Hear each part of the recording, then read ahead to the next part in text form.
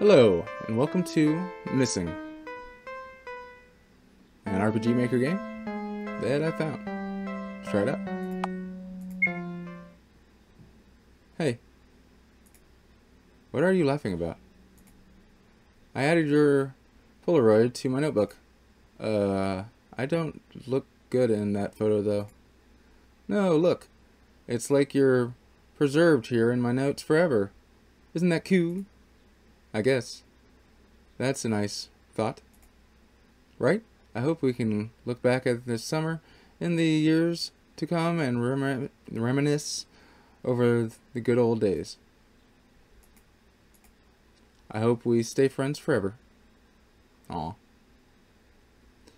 Your friends are missing you over a week now. The local police weren't getting anywhere with other search. It's a small town, and missing people cases this are rare and far between. You guess that the lack of progress made in their investigations were due to the fact that they were ill-equipped to handle something like this. Or maybe they were just incompetent. You decide to take matters into your own hands. You've had your suspicions. In fact, you've been suspicious of him for a while. It wasn't based on anything certain. He liked in the community and seems to be a normal guy. It was just uncomfortable gut feeling. And so you find yourself standing outside a small house on the outskirts of the town. You look down into your notebook. The plan was to enter the house under the guise of an official investigator. With what? The picture of an investigator badge? You'd have the impersonate a detective, which might get you in trouble and discovered.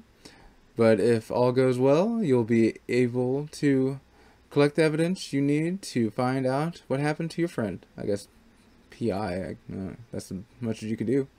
Or maybe you were wrong. Maybe he is innocent, and you're just blowing things out of proportion, all because of a gut feeling. You look back at the house. It's a simple one-story building and looks quite homely. Homely? That's weird. There are plants and other trinkets discovered the patio, and the lawn is neatly kept. The feeling a small pang of guilt for introducing on such a peaceful-looking home. But the feeling slowly morphs into a sense of fear. There's a chill running down your spine as you approach the front door. You find outside, shifting from one foot to the other. This is it.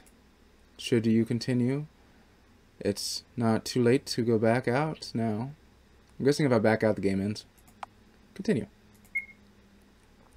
You were nervous, yes, but you were also determined to seek out any clues that may help you find your friend. You quickly smooth out the crease in your dress, making yourself look presentable. With renewed resolve, you knock on the door. Knock, knock. That's a small, shuffling noise coming from within. One moment. You hear footsteps approaching. The door creaks open, and a friendly face steps in front of greet you.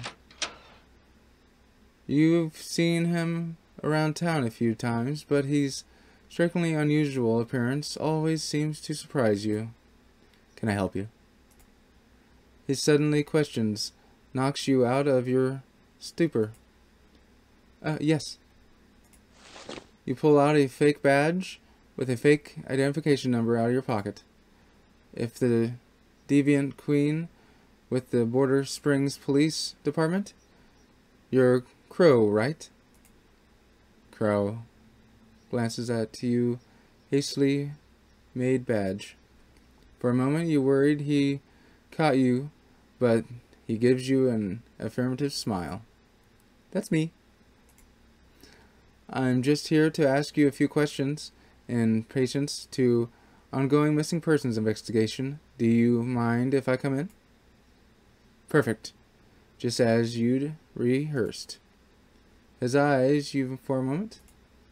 A missing persons investigation. You nod your head. Your palms are being to follow sweaty for all the nervous. He stares at you thoughtfully for a moment. Then he smiles again. Sure thing. Detective, come on in. Crow mentions for you to enter, and you eagerly do so. As you step inside, he closes the door behind you. Click. Before you have any time to yourself to look around the place, you're quickly unassured towards the guest area. Sorry for my appearance, Detective. I'd just gotten home from work, so I haven't gotten a chance yet. He mentions toward his outfit and standards on uniform, issued to the crew members at the local train station. I'll brew up some tea for you. Do you have... And I clicked a button. You have a seat on the table, and eyes travel around the crow's living room. This could be the opportunity to look around. Snoop or wait? Let's be a Snoopy. Eager to an average of absence, you quickly leave your seat and heads towards the hallway. It's a sharply straight hallway. The place definitely looks smaller from the outside. The lights are all off, save the yellow glow coming from the light room in the hall. You nervously turn the doorknob of a said room and peek inside. It's a walk-in closet. Rows of clothes are neatly hung and crossroads in mercy arranged by color: blue, white, black. You walk to peer into the wardrobe, a little surprised. The people actually have rooms of this size decorated and clothing around.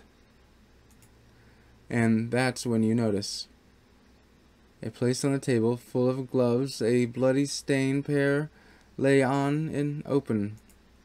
You sneakily stoop closer to get a better look, reach out to pick up a piece of evidence you needed.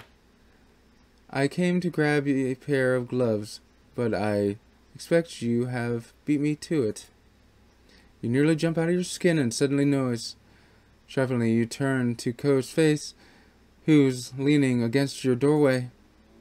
Upon responding, he notices the specific article of clothing you were trying to grab. Ah, that. He smiles. I was field dressing a rabbit the other day. And don't worry, I've got a license. It was understandable. He reassures the border spring, perhaps in the herding of the wild game during the season. But despite that, you still felt chills going down your spine. Now I am a little uncomfortable with a young lady such as yourself going through my clothes. How about we call it a day here? I do have some matters to attend to. You nod meekly, embarrassed that you caught you in such a bad time, and you swiftly escort out of the home. Ending 2. Empty-handed. Well, that was an ending from Missing. Check it out on itch.io. See if you can get some better endings. Tell me the endings that you get on the comments below. Please like and subscribe, and have a good one out there.